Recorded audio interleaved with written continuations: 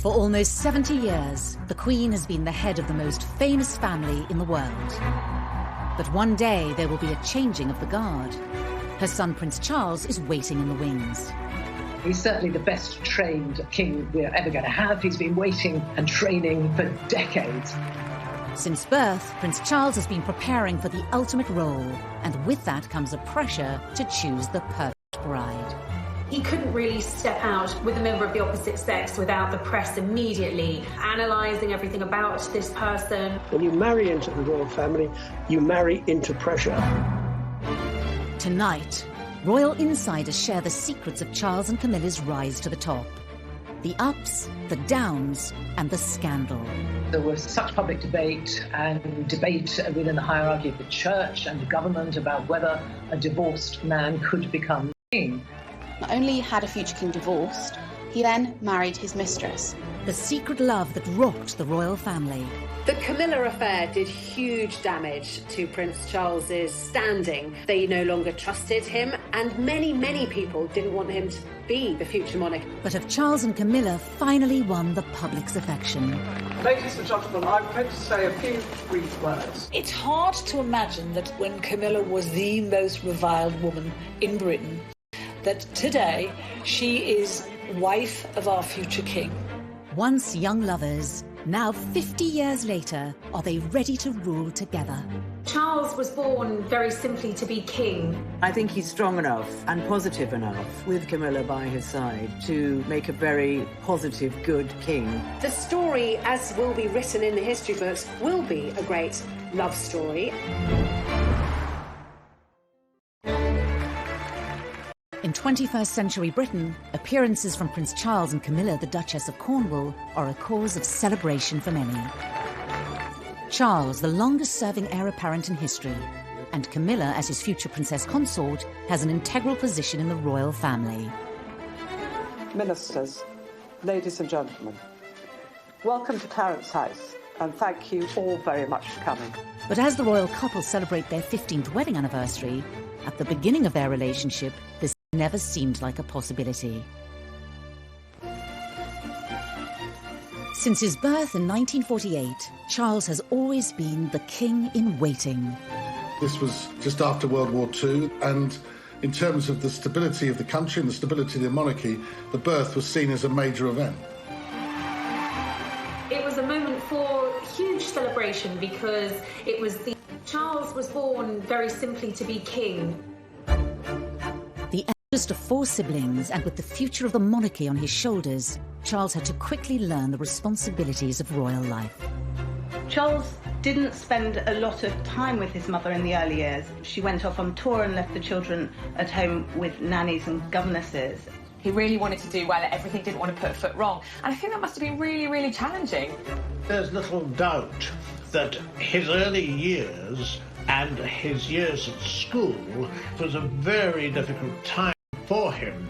He also found that he was a centre of so much attention that made him realise that in his particular position there would always be fascination in everything he did. As the future king grew older, questions began to be asked of who would one day be his queen. There was acute interest in his private life from the start, really. And of course, that forensic press scrutiny was something that continued through the years. Any woman that happened to be on his arm was already listed as the future wife and a future queen. It does bring a lot of pressure. He was a fit guy, you know, he was very intelligent, the girls seemed to like him, but he was in a way weighed down by all of these worries of expectations of what was expected not only of him as heir to the throne, but of his future bride. In the early 70s, Charles would make an introduction that would change the course of royal history. Camilla came from a very high society background. She had aristocratic links back through her family, and she had a very kind of privileged high society upbringing. Camilla was engaged to Andrew Parker Bowles. They were going to get married, and then it didn't happen. It was a sort of on-off relationship, and while it was off, Camilla sort of befriended Charles. They clicked immediately. There was a chemistry between the two of them, and really, I think probably Charles fell in love with Camilla from the moment that he met her. In many ways, she did tick the right boxes for a future consort for the Prince of Wales. But did those close to the future king approve? It's fair to say that the senior royals, and certainly the important figures in Charles's life, his mother, his father, and the Queen Mother, who Charles was incredibly close to, he always turned to for advice and would certainly have wanted the seal of approval from. They certainly didn't think that she was suitable future royal bride material. She had a past, and she romanced Andrew Parker Bowles. Parker Bowles had also gone out with Princess Anne. The heir to the throne nearly always was encouraged to go for a wife who was whiter than white, and it was viewed very much that Camilla did have too much of a colourful past. And for Camilla, his royal duties took him away from her and overseas. Charles was in his 20s. He was having to do military service because he's one day going to be commander-in-chief. He then joined the Navy to follow his father, his grandfather, and his two great-grandfathers. And it was very important to him to fulfill that role because that's what's expected of him. With Charles away leading the military life expected of a future king, Camilla moved on. Like a lot of young ladies, they don't like their men disappearing out of their lives. He did disappear out of her life and she married Andrew Parker Bowles.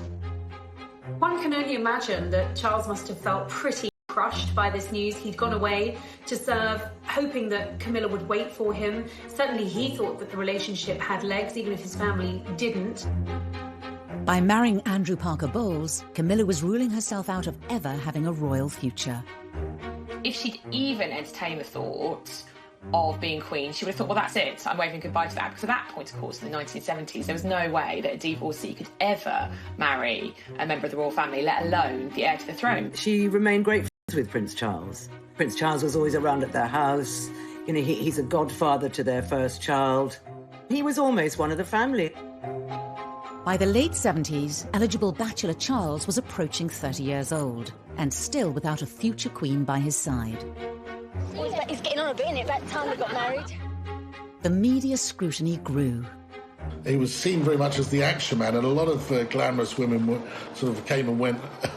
And, you know, the tabloids began to catch on to the fact that this was a bit of a good story. He couldn't really step out with a member of the opposite sex without the press immediately analysing everything about this person. Even though he was very much sought after, that in terms of his connection, in terms of that love, his relationship with Camilla never left him. One of the women Charles dated was Lady Sarah Spencer. An aristocratic family of earls and dukes dating over 500 years and links to Winston Churchill, the Spencer name was an ideal match for a royal prince.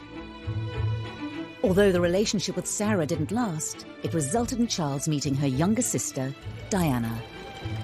Shortly after the funeral of Lord Mountbatten, he'd been assassinated, Charles had been very, very upset. And Diana said to Charles, I saw you at that funeral and you looked so terribly sad. And he was very touched by this. And there was beautiful young girls showing him attention. And clearly he felt a lot of responsibility, too, to fulfill what was necessary as the heir to the throne and get married. Where Camilla had been deemed unsuitable as a future queen, Diana was the proposed at Windsor Castle. He was given more as an ultimatum by his father to either marry Diana or let her go. Diana ticked all the boxes. She didn't have any baggage. She hadn't had any relationships really before meeting Prince Charles. He thought she was the kind of girl he could grow to love. Despite the shortness of their courtship, the palace, press and the public were enamoured by the royal couple. Why have you come here today? To try and get a glimpse of Diana and Charles. Why are you so pleased? Because I think she's just the right person for him. This was an extraordinarily quick whirlwind, but it's what the public wanted. Once they saw Diana, they wanted Diana to be Prince Charles's wife. They were about to marry the Prince of Wales, and one day you would, in all likelihood, be Queen. It's a tremendous change for someone, if I may say, of 19 to make all of a sudden, the transition. It is, but I've had a small run out to it all in the last 6 months. And next to Prince Charles and I can't go wrong. He's there with me. I'm amazed that she's been brave enough to take me on. Shockingly, they'd only met a dozen times before they married. They didn't know each other at all. And I suppose in love. Of course. Whatever in love means. Most of the world thought they were looking at the future King and Queen of Britain. Everybody likes to think when they get married that they're going to be married for life. It's a fairy tale. I saw for myself, they were in love with each other at the beginning, but somewhere along the line, it collapsed.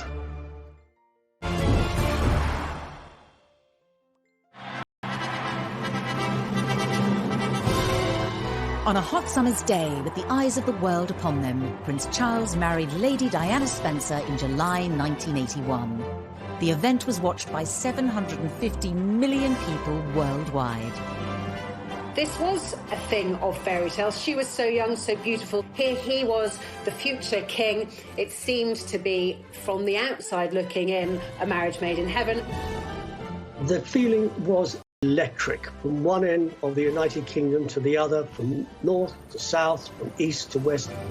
The United Kingdom was granted a national holiday to mark the wedding of the heir to the British throne, who was marrying somebody many thought to be the perfect future queen.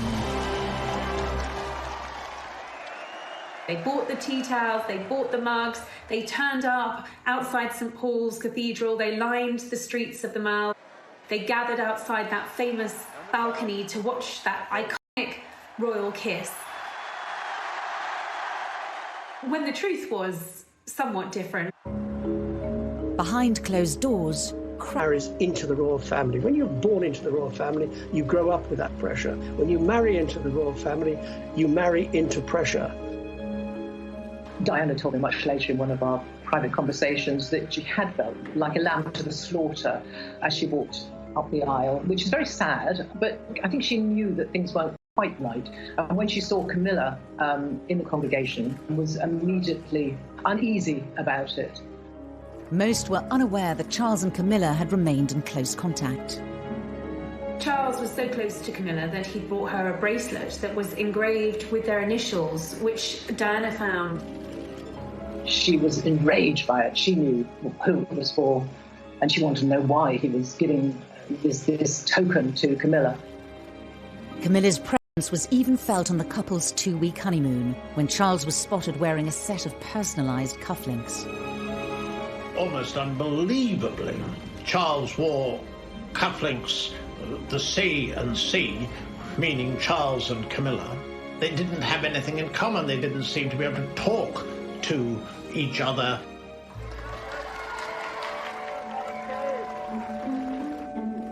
Despite whispers in the press of a rift between the royal couple, within 3 years, Charles and Diana had welcomed 2 sons, William and Harry, into the world.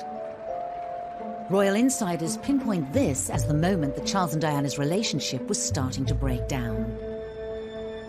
Charles wasn't the fully hands-on dad that she would have expected, and I suppose that created a distance between the two. She strongly suspected that Charles was still in love with Camilla and hadn't let go of her. Diana felt cut off, she felt isolated, she felt betrayed. Royal tours gave the press a first-hand look at the cracks in the marriage. Diana had asked Charles to come with her to the Taj Mahal, the Temple of Love. And he'd refused.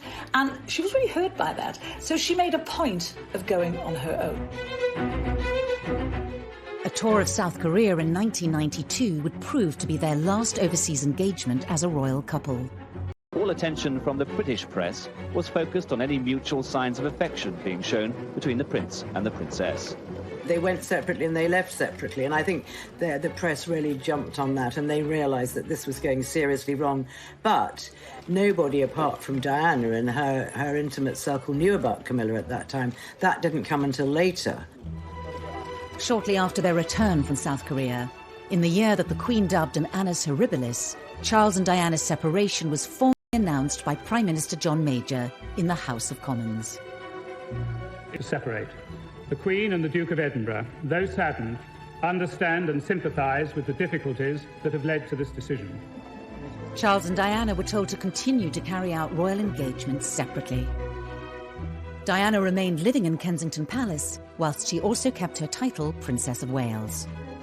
Their Royal Highnesses have no plans to divorce, and their constitutional positions are unaffected. At that stage, bizarrely, they said it doesn't change anything, that she's still destined to be the Queen, which was a bizarre thing to say when you look back at it now. Despite them no longer being a couple, divorce wasn't an option for the heir to the throne. Charles, as the heir to the throne, is the future head of the Church of England. The thought that someone who was going to be head of the Church of England could ever be divorced was complete no-no. The heartbroken public were unaware of the reasons behind the separation of their future king and his queen. What do you think of the news today that she's going to live separately from Prince Charles? She's not. That's the first time I've heard that. First time I've heard that. At that point, there were whispers within the palace, within the press, but nobody really had the full story. But within months of Charles and Diana going their separate ways, leaked phone calls seemed to publicly confirm Camilla's relationship with the future monarch. Tabloid newspaper had somehow managed to get access to conversations between the future king and his lover, Camilla Parker Bowles, which were at best described as intimate, although I'm sure the Queen probably had other choice words for the conversations that were leaked. This, after all, is the future king, someone the nation needs to look up to have the utmost respect for. And here he is, on tape, speaking to his lover, telling her that he wishes he could be a Tampax. The revelations proved devastating for Prince Charles, whose press image had been at an all-time high just a decade earlier. Prince Charles was in Shetland today, doing his best to look as if personal problems were the last thing on his mind, and he avoided all questions about the Camilla Gate tapes. The Charles-Camilla Gate was catastrophic, and it was the beginning of the public's absolute hatred of Camilla, and his standing plummeted as well. People thought he was ridiculous, they thought he was cruel, they deemed them both to be incredibly cruel to have done this to Diana. The leaked tapes were the beginning of a public feud between Charles and Diana, later dubbed the War of the Waleses. Charles and Diana fought each other using friends in the press. This was open warfare. In a rare television interview appearance, Prince Charles sat down with broadcasters. Mrs. Parker Bowles is a great friend of mine. I have a large number of friends. I'm terribly lucky to have so many friends who I think are wonderful and make the whole difference to my life, which would become intolerable otherwise. And she has been a friend for a very long time. During the unprecedented documentary, Prince Charles publicly confirmed for the first time that he'd been unfaithful to Diana. Dickie Arbiter was Prince Charles's press secretary at the time. And I warned them at the time, it would have to be warts and all. You cannot deny anything, you cannot leave anything out. And nothing was left out, because Jonathan Dimbleby asked the Prince of Wales about extramarital relationship. Did you try to be faithful and honourable to your wife when you took on the vow of marriage? Yes, absolutely.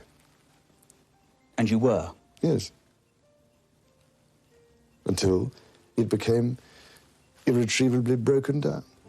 He admitted that he had been unfaithful, although he said not until his own marriage had irretrievably broken down, both of us having tried. But that was the headline: Charles admits adultery. To go from a wink, wink, nudge, nudge, such and such member of the royal family has got mistresses on the side or, is having affairs, was quite different to actually hearing from the future monarch, I have been unfaithful to my wife, and my wife is Diana, one of the most popular women on the planet. He was very upset with the negative press, as anybody would be, and it was very negative. It was very vicious. Less than a year later, Diana, still with her Princess of Wales title, retaliated with a revelatory BBC Panorama interview with Martin Bashir. It was an absolute secret. No one knew about this. Very few people within the BBC knew it was happening. I certainly didn't know, as the BBC's royal correspondent, until 24 hours before it was going to go out. In the hour-long interview, Diana laid bare details of her marriage, as well as confirming that Charles had been having an affair with Camilla. Your husband renewed his relationship with Mrs. Camilla Parker Bowles. Were you aware of that? Yes, I was. But I wasn't in a position to do anything about it. A husband who was having a relationship with somebody else? Was a husband who loved someone else, yeah. You really thought that? Mm-hmm. I didn't think that, I knew it. There were some terrifically damaging assertions in there. I think the more damaging in the eyes of the palace was that she questioned Prince Charles's desire and ability to be king. Do you think Mrs. Parker Bowles was a factor in the breakdown of your marriage? Well, there were 3 of us in this marriage, so it was a bit... After the Panorama interview, and she was very contrite, she was very sorry that she had done it, but why had she done it in the first place? It was all this sort of attacking each other, getting back at each other. The scandal rocked the royal family. This is not what the monarchy is supposed to be about, and it had become a complete soap opera. The Camilla affair did huge damage to Prince Charles's standing amongst his people, amongst his subjects, the British public. They felt that he had acted disgracefully towards Diana. They no longer trusted him, and many, many people didn't want him to be the future monarch. In the midst of the public chaos, Camilla's marriage to Andrew Parker Bowles also came to an end. Up until that point, Andrew was more than happy to let Charles and Camilla's affair go on, providing it was in private. As soon as it came out into the public and he was presented as this injured party, he couldn't let it go on, and the couple filed for divorce. Could Charles's reputation ever recover? Had his affair with Camilla ended all hope of them ever being together? By this stage, of course, there was no prospect of her, realistically, as it was seen at that time, of ever becoming Charles's wife. Charles became very well aware that if he was ever going to regain those things, respect, trust, authority, leadership, it was going to be a slow road back to recovery.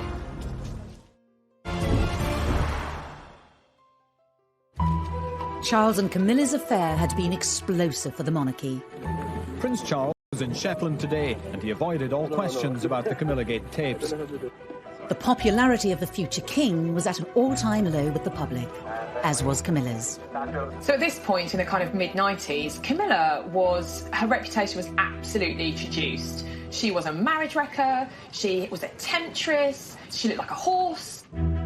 People would spit at her in the streets. Her public reputation that she was a complete evil witch, and she had seduced Prince Charles from his gorgeous wife. She was, I think it's fair to say, the most hated woman in Britain at one point.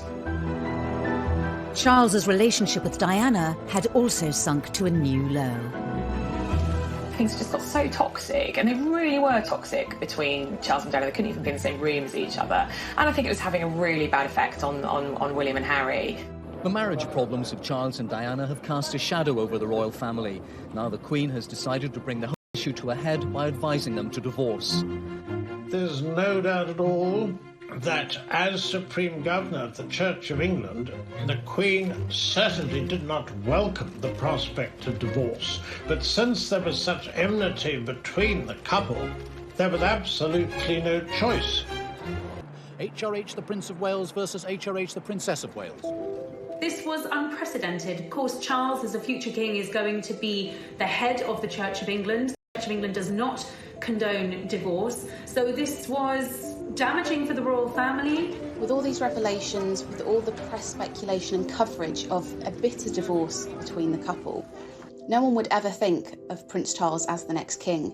He was widely considered unfit to be the next monarch of Great Britain. Charles's position as the future king looked precarious, and his relationship with Camilla was damaging his standing within his own family. He had been so determined to stay by Camilla, to keep her in his life, that he'd alienated not just the public, but many members of his own family too. The Queen did not want the pair of them to be together. She had said time and time again she wanted the relationship to be over. During this difficult time, there was only one person he could turn to and truly confide in. While Camilla was absolutely reviled in England, hated by a lot of people, to Charles, she was his absolute pillar of strength. You know, she was his rock, and really, she was everything to him. Charles was determined to continue his relationship with Camilla and one day make her his future queen. Anyone close to the Prince of Wales, and that included his mother, knew that when it came to Camilla, she was non-negotiable, and Charles made that very clear from the outset. He hadn't gone through everything he'd been through, the public humiliation, the admitting of adultery, not to be with Camilla at the very end of it all. When Camilla was divorced and Charles was divorced, it kind of opened up the possibility of the two of them getting together, but both of them being very sensible people and grown up, realised that this would not be a walk in the park. They would have to do it very gently to ease Camilla into society. If Charles was to keep his throne and one day end up with the woman he loved, he would have to improve his public image and regain their respect. Charles went into damage limitation and firefighting on a level that, frankly, the palace were probably not equipped to do. Charles employed Mark Bolland, a very seasoned and experienced PR professional, to rehabilitate his and Camilla's image. One of the ways he did that was he absolutely befriended all the newspaper editors, he befriended all the newspaper owners, and he gave those editors stories, favourable stories about Charles, about Camilla. And he would feed us little bits of information. He would tell us what Camilla was up to, what Charles was up to, what his feelings were about Camilla. Then Prince Charles and his sons, on their first day together on holiday, appeared, having deliberately and most unusually encouraged the press and television coverage. He was beginning to lay the groundwork for the woman who he wanted to one day be his queen. But in 1997, tragedy struck. We have reports from Paris that Diana, Princess of Wales, has been killed in a car accident. I think that Charles was devastated when Diana died. I think he was racked with guilt. I think also he wanted, as the Queen did, to protect William and Harry. But the monarchy tends to work using precedent. There was absolutely no precedent for the outpouring of grief, which was completely unique when Diana died. But there's no question that Charles' attempts to get the public on side with Camilla were obviously set back. In the face of this national tragedy, it looked like the British public would never accept Camilla as part of the royal family. I think that after Diana's death, I mean, Camilla was abused in the street, was yelled at, she had nasty letters written to her. It was really difficult for her. The size of the challenge that was facing Charles and Camilla was immense, and many people thought it was impossible. People thought if they wanted to be together, they would have to be together abroad, that it could never, ever happen within the United Kingdom. A year after Diana's death, Charles restarted his campaign to introduce Camilla as the woman who would one day stand beside him. But he was met with strong opposition. The Queen was quite clear that she was not going to meet Camilla. She didn't want to hear about Camilla, and it was still a name that really wasn't widely spoken in palace corridors. She, as constitutional monarch, felt she should uphold the standards that she'd adhered to all her life, and should she accept that her divorced son should be with a divorced woman? Should she condone this relationship? Was that what her faith, her religion, she's very religious, would guide her to do? The Queen may have been having doubts, but on Charles's staff, it was decided that they needed to forge ahead with introducing Camilla to the great British public and bring her out into the open as Charles's partner. There was an attempt to do it at the wedding of Santa Palmer Tompkinson, and her mum, Patty, was Camilla's best friend. So they were going to try and be together there, but that couldn't happen either because they decided they would upstage the bride, and that wasn't fair. There had been suggestions that the Prince and Camilla Parker Bowles would take the opportunity to go public with their relationship. But she joined other guests well before him, looking relaxed and... The couple were invited to the birthday party of Camilla's sister Annabelle, to be held at the Ritz Hotel in London. It was seen as the right opportunity to give the British public their first glimpse of Charles with his future consort Camilla by his side. It was dubbed Operation Ritz. I remember being in the newsroom, and it was a cold day in January, and rumours started to knock about that something was going to happen down at the Ritz, and that maybe we were going to get sight of Charles and Camilla together for the first time. Mark Bolland was giving sort of the nod and the wink that actually we ought to get our ladders down there. So I said to the news desk, right, get the ladder down there. Well, there were 200 cameras there, I think. Charles and Camilla emerged. She was wearing a very neat little black coat, and I remember she had a beautiful choker on at the time. And they stood and they posed for photographs, and those photographs went around the world, and that was the beginning of trying to get the public to like them. Of course, it's only a picture, but last night's coming out was symbolic. Whatever people think about Camilla and Charles, they're telling the world we're a couple, and you better accept it. This was a big statement. Camilla was going to have some sort of formal role in the future, because there she was on the arm of Prince Charles, very officially his date for the evening. This really felt like a turn in the road. Suddenly, Camilla wasn't just Charles's mistress. Now she was his companion. Now the press had their first picture of them, it was down to the Queen to give the relationship the seal of approval. In 2000, she agreed to attend a birthday party for King Constantine of Greece, to be held at Charles's home, Highgrove. So on the guest list was Camilla. It seems Camilla's friendship with King Constantine of Greece, seen here at his daughter's wedding, was crucial to her inclusion on the guest list for his 60th birthday party today. The Queen, it seems, made a very deliberate decision to attend.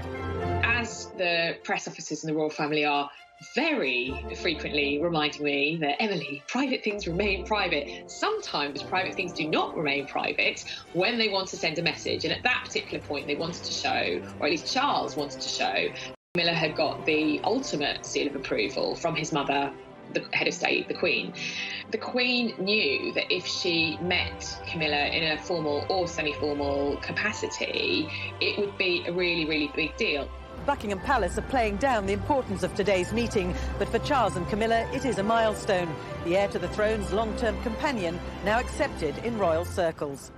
The Queen, of course, would have preferred Charles not to have divorced. She would have preferred him not to have admitted adultery or not to have committed adultery. But she is quite a wasn't going to go anywhere. And I think the Queen then thought, well, we might as well get on with this, and she might as well be welcomed into the family. The meeting with the Queen was absolutely fundamental in the turning point of the public accepting Camilla, because the feeling was, certainly among Charles and his advisors, that if the Queen could accept Camilla and could welcome her into the family, then the public could welcome Camilla too. And that really paved the way for a change in attitude among the public. By the end of the millennium, Charles's popularity had bounced back. But there was still a long way to go for Camilla to be accepted as Charles's future queen.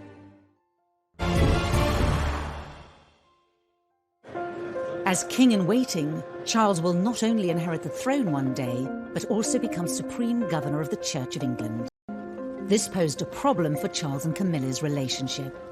By now, they were officially living with each other at Clarence House and Highgrove. But was Camilla's status as common-law wife appropriate for a future king and head of the church? Marriage would make the relationship far more appropriate. I think there was pressure from the outside that really he had to make this official.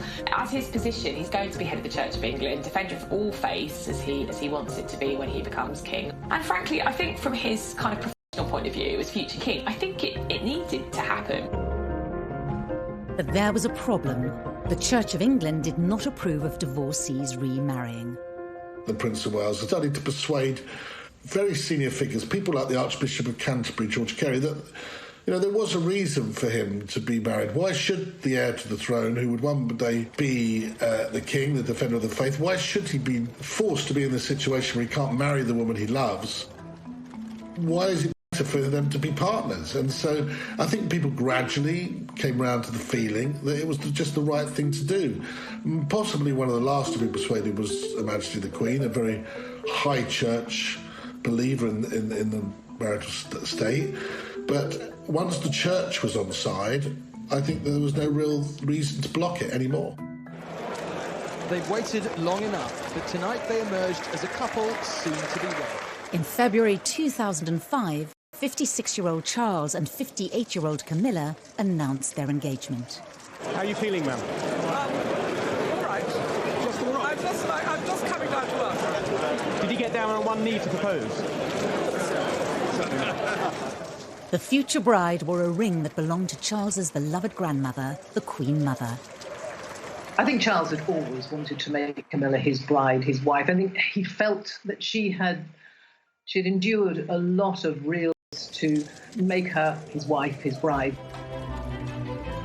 This was the first time in history that an heir to the throne would marry a divorcee. The Church of England might have backed the union, but this wedding would have to be very different to all previous royal weddings. Charles and Camilla would need to have a much lower-key ceremony. Having been divorced already, both Charles and Camilla would have found it difficult to marry within the church. So instead, they had a civil service at the Windsor Guildhall. This would be the first large-scale event with Camilla at the centre of royal life, and Camilla was nervous at the potential public reaction. She was terrified no one would come. She was terrified she'd be booed. And I remember seeing film footage at the time, about 6 a.m, and there was no one on the streets of Windsor. It was freezing as well, I remember. It was a really, really cold day. She must have been terrified that no one would be there. And, you know, I think as a journalist, I was looking at it thinking the only reaction to this is going to be national apathy, which is kind of almost as bad as protests. However, by 10:30, the streets were thronging with people. As the Prince and his bride were being driven the short distance from Windsor Castle to the Guildhall this morning, history prepared to record a royal marriage without precedent. TV cameras filmed the moment when Charles and Camilla arrived at the registry office in Windsor for their historic marriage. The ceremony was attended by William, Harry, Camilla's children, and a few friends. The Queen, as head of the Church of England, did not feel that she could attend, but she did join the couple for a blessing at St George's Chapel afterwards. The first time the public got to see the Queen really close to Camilla was when Charles and Camilla came out of St George's Chapel after the blessing of their wedding ceremony. And there was a picture that didn't appear to be staged. It seemed very, very natural, but there was Camilla by the Queen's side, the Queen looking very happy, very relaxed, and, well, Charles looking like the happiest man on earth, because I think on that day he probably was. And she looked gorgeous. I mean, she looked fantastic in the outfit with that beautiful dress and the headdress. And I thought that she looked the best, she'd ever looked, really. And I think people really at that time thought, well, why shouldn't these two, who were the picture of happiness, who had this long, long love affair on and off over many years, why shouldn't they find happiness? Camilla was now officially part of the royal family. The palace announced that she would be called Princess Consort when Charles becomes king. The Queen also gave her a title of Duchess of Cornwall, which is actually her secondary title. Legally, she is Princess of Wales. But Camilla knew how fond of Diana the public had been. It wasn't going to wash with them that she would be the next Princess of Wales. I remember when they got married, it was 8 years after the death of Diana, Princess of Wales, and feelings and memories were still running high. So she's used the other title, Duchess of Cornwall. She's quite comfortable with it. Titles do not matter to Camilla. She doesn't really care one iota what she's called, as long as she's not called anything rude. The wedding drew a line under Charles and Camilla's past once and for all, and allowed the world to look to the future of the monarchy. For all the spin doctors and PR that had gone on for years behind the scenes, the thing that really transformed Camilla's public image was the royal wedding, because that was her becoming a member of the royal family. And therefore, she was no longer an outsider. She was the Duchess of Cornwall. She is a future queen. So the marriage changed everything. Who would have thought that 10 years before, the woman who had been vilified by the British press, Camilla Parker Bowles, was a potential future Queen Consort?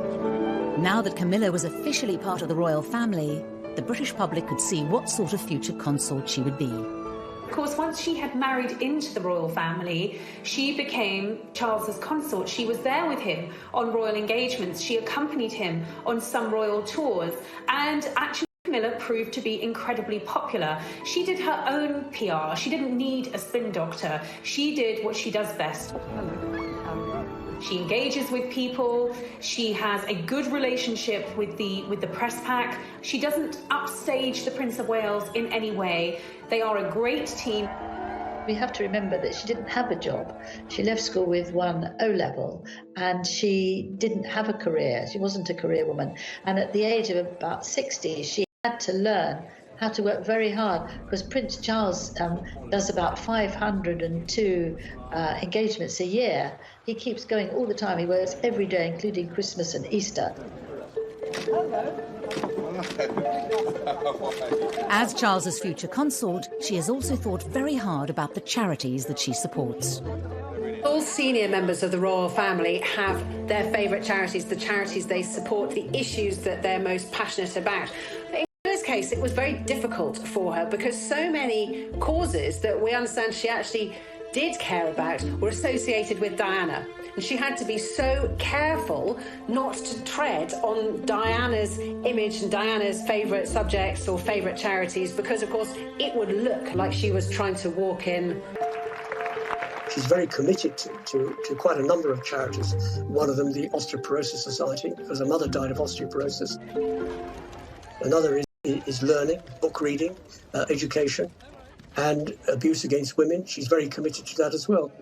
Now, the purpose of asking you all here today is to try and form a united front to help victims of rape and sexual abuse. I think Camilla is clearly very passionate about the domestic abuse agenda and about making sure that what influence she has this platform given to her as a senior member of the royal family, that she's not going to waste it and she's not going to throw it away. And I think a lot of people will admire her for that. As the wife of the heir to the throne, Camilla's image has radically changed. We saw a bit of a makeover ahead of the royal wedding. She lightened her hair, she clearly had a lot of work done on her skin. She was radiant, she stopped smoking, and all of these things to please Charles. And her sense of style changed too. Now we were seeing her in far more regal attire, experimenting with beautiful dress codes. She's a great lover of hats. She really wears hats well. We saw her coming out in jewellery from the royal collection. So really emerging as a royal. As Duchess of Cornwall, she suddenly began to scrub up pretty well. And she wore some beautiful clothes. And she's adopted a style which she wears quite pale clothes, which suits her as she grows older. And she's very smart. I dare say behind doors, she probably actually still puts on a pair of wellies and some smelly old jeans and really enjoys dressing down. But she also dresses up very well indeed now. Over the past 2 decades, Camilla's relationship with the Queen has also transformed. Of course, it was a slow burn, and I think that they obviously had to build their relationship. They had to develop that. They have a shared love of horses. They're both outdoorsy. They're both country ladies. It's interesting that when you see Camilla with the royal family, she seems very much at the heart of it. When you see her with the Queen, and they're always giggling, the pair of them, they seem to have a lot in common. And it's just interesting how we've gone from the Queen not wanting her, even as back as 1970, she didn't want her because she was a bit of a gal. And it's precisely because of that now, because she's a bit of a gal, because she's good fun, that the Queen wants her around. At the Queen's Diamond Jubilee, the country celebrated 60 years of the Queen's reign. But it was also an opportunity to clearly show where Camilla was in the royal family's pecking order. When the Queen decided to put Kaying, this is Charles's wife, she will one day take my place, and she is the future of the British royal family. And that marked such a turning point from the woman who'd had bread rolls pelted at her in the supermarket as the wicked mistress of the heir to the throne. Of course, it's a terrible cliche to say that a picture paints 1,000 words, but that image tells you that Camilla has come in from the cold. That was a very, very big moment for Camilla.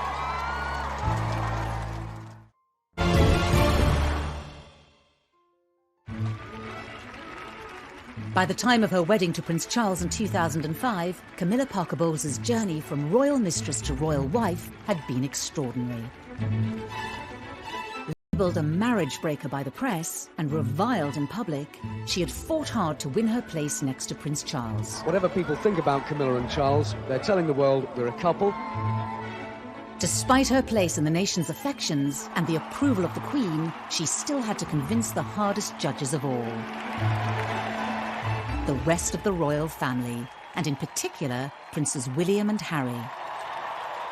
Camilla's relationship with William and Harry has always been quite Diana obviously painted Camilla as the marriage wrecker. For the Prince of Wales, the first proper meeting between his son William and his longtime friend Camilla Parker Bowles was obviously a significant event. The princes were in their mid-teens when their father's relationship with Camilla became public. Harry refused to see her to start with. Harry wears his heart on his sleeve. He was in his teenage rebellious phase, smoking dope and kind of getting into trouble. But with children of her own, Camilla was well placed to tackle the unique challenges of being stepmother to William and Harry. In the early years after Diana's death, all those boys had was Charles. And we all know Charles was emotionally stunted. So they would have needed a woman to talk to sometimes. And I suspect Camilla was very good at fulfilling that role. William first spent half an hour with Camilla, it's now emerged, and they've got together again since. She knows that she's not their mother. She's never tried to step in and be their mother. She has been there to support them when they've needed that support. So what was, in the early stages, a very difficult relationship has grown to become a very close one. It is amazing how close we've become, you know, I mean, ever since our mother died. She's a wonderful woman, and she's made our father very, very happy, which is the most important thing. William and I love her to bits. 10 years before Camilla married Charles, it was inconceivable that William and Harry would have accepted her into their family. But both princes would themselves bring new people into the royal fold, Kate and Meghan. As a royal outsider herself, Camilla had great empathy for both young women. For Kate in particular, Kate didn't know how to be royal, so she would have felt like an outsider. And in those early days, she was pursued by the paparazzi, by the press. The new bride has experienced it at first hand. She, not William, will be the focus of attention. While Camilla, she knew how it worked, and she was in a very good position to give Kate advice. After the royal wedding, she took Kate for lunch, I think, just to sort of settle nerves and give some good stepmotherly advice. She has been there for the Duchess of Cambridge. just over 6 years after William and Kate's wedding, Prince Harry announced his engagement to Meghan Markle. Royal watchers talked of her as someone quite unlike the other members of the family, but she had much in common with her future husband's stepmother. In many ways, Camilla had paved the way for Meghan, in the sense that they were both divorcees, neither of them were royal, but I think Meghan took any criticism of her position personally. Camilla would have been there to tell her not to take it personally, and that this is just what happens when you're an outsider. Throughout her life with Charles, Camilla has always maintained an upbeat public persona in the face of criticism. It's a quality that has rubbed off on Charles. As he edges closer to the throne, Camilla has transformed the way he engages with the public and approaches his duties. I think it's very clear when you look at Charles and Camilla over the last 15 years what a difference she has made to his persona, to his outlook, to his demeanour. We don't want to alarm. He's just clearly a much happier person now. He's relaxed a bit. In 2017, on a trip to Canada, Charles and Camilla visited native communities. One of the things laid on was this Inuit couple who were throat singing. And it sounded very much like two people having sex. Charles and Camilla were tickled pink by this. They were giggling like a couple of teenagers. And that would never have happened 20 years ago. Charles was a very serious, not a very humorous man. She lights up his life. She understands his moods. She understands how to get him out of those moods. She knows what makes him laugh. He loved that she was fun. Camilla has played a large part in softening Charles's public image during his long march to the throne. The awkward young man who blushed before the cameras. How you feel today, both of you? A confident public figure through the influence of his second wife. I think that Prince Charles would say that Camilla had been the making of him. I think she would be very modest about it and say absolutely not at all. But there may be one area of Charles's public activity which Camilla is powerless to change. His now infamous so-called political meddling. The results of human activity warm even this remote ocean. He has been outspoken on many issues in the past, and some of which have landed him in hot water. In 1984, at a prize-giving dinner for the Royal Institute of British Architects, Charles denounced a proposed extension to the National Gallery. What is proposed seems to me like a monstrous carbuncle on the face of a much loved and elegant friend. Ever since, Charles has been accused of voicing opinions on areas of British life that some claim he has no right to be involved in. Patients should be able to gain the benefit of the best of both worlds, complementary and orthodox. In 2015, The Guardian newspaper revealed letters written by Charles to cabinet members over policy issues close to his heart. We know he cares about the environment and architecture, genetic engineering, all these things that mean a lot to him. And he's not afraid of controversy. The environment is full of uncertainty. We have made it into a rubbish dump. But he's writing the sort of letters with questions that you and I might ask. We won't get the answer, but he'll get the answer. As Prince of Wales, Charles's outspokenness has been tolerated. But when he takes the throne as Charles III, will it continue?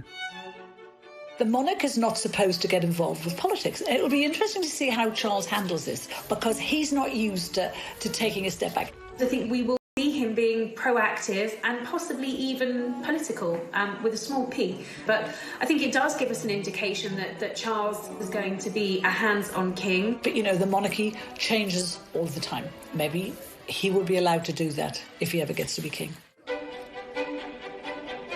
As Charles stands poised to become king, Britain is braced for a different, more political kind of monarchy. But the question remains, when will he take the throne? And when his 71-year wait ends, will Camilla take the title of Queen?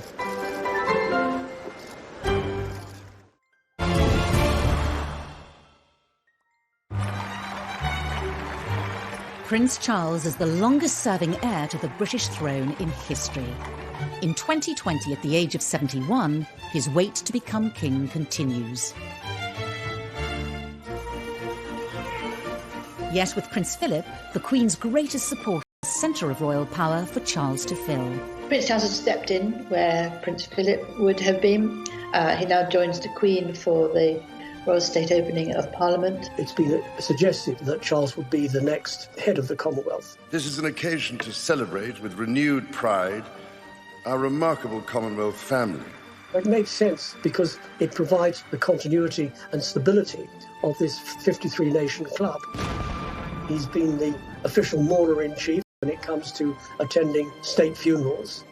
I think what we're seeing is a gradual handover of power. There is talk of him being more shadow king than Prince of Wales.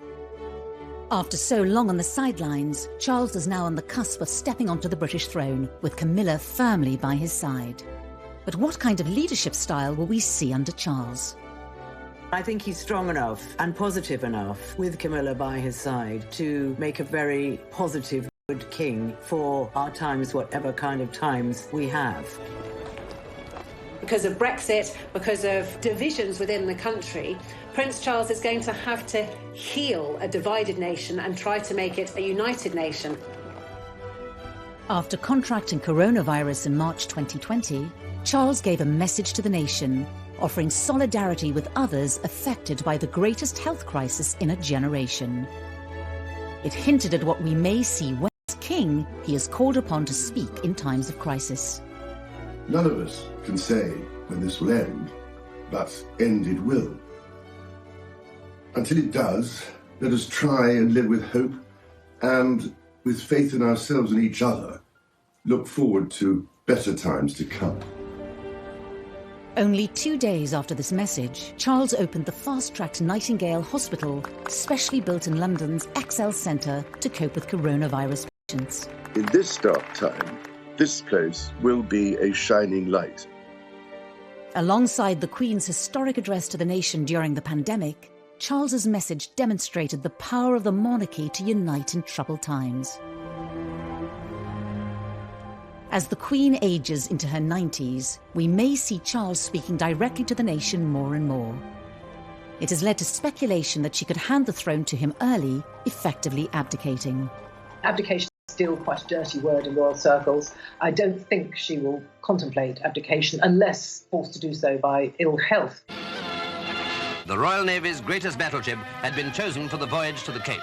When the Queen famously made her address to the nation in South Africa in her 20s, she swore she would be Queen for the rest of her life. I declare before you all that my whole life, whether it belong of our great imperial family to which we all belong. The vows that she made on her 21st birthday to serve until she takes her last breath, I think those vows are as true to her now as they were then. The last time a monarch abdicated was in 1936, when Edward VIII stepped down so he could marry American socialite Wallis Simpson. As a divorcee, the morality of that era made her an unacceptable bride for the king. But 60 years later, Britain was more accommodating of Charles and Camilla, both divorced from previous marriages. Abdication may not be palatable to the palace or the public, but further back in royal history is an example of another way that power could be handed over to Charles. In 1811, as George III became incapacitated with mental illness, Parliament invoked the Regency Act, whereby his son could rule in his name as the Prince Regent. The Regency Act remains at the disposal of any reigning monarch. The Regency Act means that she still retains the title, but the next in line, i.e. Prince Charles, will do all the duties for her. I don't believe for a moment that there will be a Regency Act invoked unless there is a serious illness that prevents the Queen from carrying out her duties. There are no signs of that. However it may happen, the rule of Charles III edges ever closer, with Camilla destined to be by the king's side. 20 years ago, it was inconceivable that the British public would have tolerated her in this position. But today, it seems she will be welcomed warmly into the role. But will there be support for her taking the title of Queen, even though Clarence House stated she would be Princess Consort at the time of their engagement? I think after everything that she's been through, all the vile press that she had to put up with, the names, the backstabbing, I think he will want her to be Queen Camilla. There will be some sort of testing the water. There will be focus groups and polling being done to find out if that is acceptable to the British public. I mean, what's a rehabilitation? She was the most hated woman in Britain. She had, tempted him away from his perfect wife and children, and they were having this affair, and it caused this divorce and the scandal of the 90s. To then be crowned as Queen Camilla is absolutely extraordinary. Whether she is called Queen or not, Camilla will be the closest confidant and support for our next king. But who else will be included in Charles's monarchy? There have already been signs. Very clear for quite some years that he wants to streamline the monarchy, and he doesn't want too many members of the family to charge the British taxpayer more than they have to. Although might be a good thing for the taxpayer and a good thing for the way the royal family work, it's not such a good thing for the charities, because you can't stay involved with all these charities with so few people. With the high-profile departures of Harry and Meghan, followed by Prince Andrew's dramatic exit from official duties, Charles's push for a smaller monarchy is already becoming a reality. We are now at a point where we are almost on a skeletal royal family. It's gone beyond streamlined. We've got the Queen, we've got the Prince of Wales and the Duchess of Cornwall, we have the Cambridges, and of course, Princess Anne. Whatever form Charles's inner circle takes, Camilla will be beside him, as she has been for 20 years. Their journey as a couple together has not always been smooth. But it seems for now, destined for a happy ending. The story, as will be written in the history books, will be a great love story, and it will be not only a king in waiting who had to wait 50 years to get on the throne, but also a prince who had to wait decades and decades to get the woman he'd always been in love with by his side.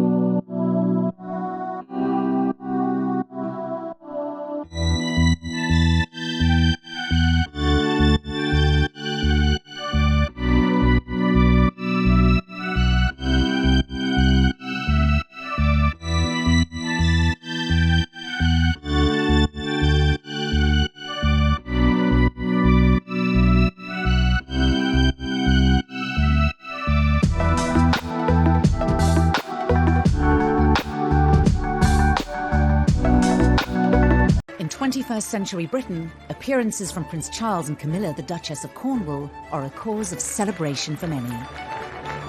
Charles, the longest-serving heir apparent in history, and Camilla, as his future princess consort, has an integral position in the royal family.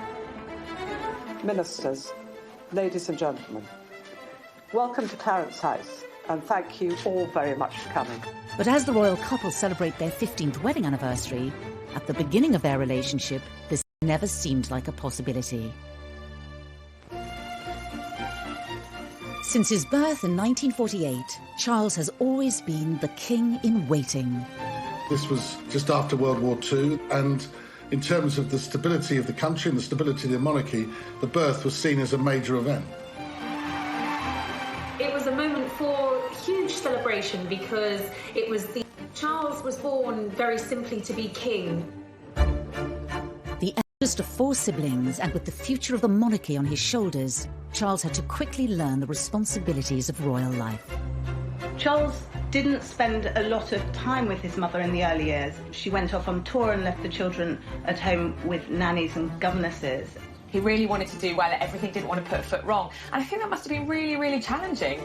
There's little doubt that his early years and his years at school was a very difficult time for him. He also found that he was